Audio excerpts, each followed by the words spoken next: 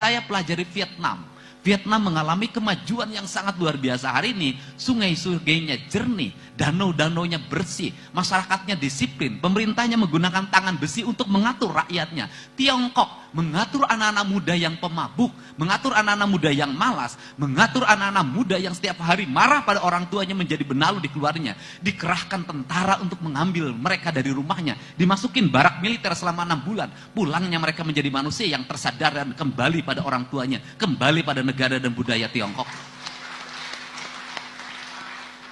Teologikal ini akan saya terapkan di Jawa Barat.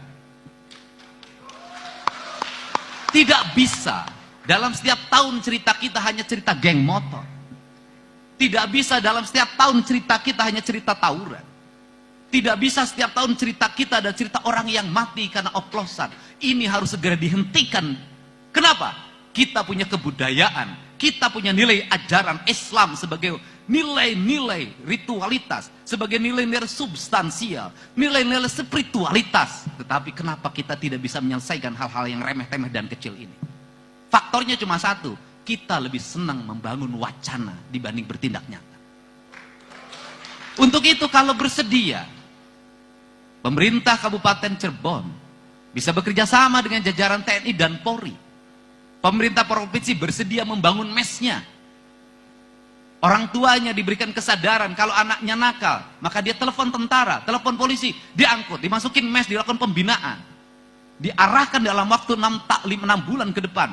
Kalau masih parah setahun, untuk apa? Dikembalikan dia pada orang yang mencintai orang tuanya, orang yang mencintai lingkungannya, orang yang mencintai sesamanya, dan orang yang mencintai Tuhannya secara utuh. Kerangka inilah. Kenapa? Saya tidak mau orang Jawa Barat ke depan menjadi generasi ciu. Saya tidak mau orang Jawa Barat ke depan menjadi generasi geng motor. Saya tidak mau orang Jawa Barat ke depan menjadi monster di lingkungan rumahnya, menjadi monster di jalanannya. Pada akhirnya mereka mati muda. Ketika mati muda itulah, saya tidak mau orang-orang terdidik berasal di luar Jawa Barat kemudian mendominasi dan orang sini selamanya hanya menjadi kuli terhadap Tuhan.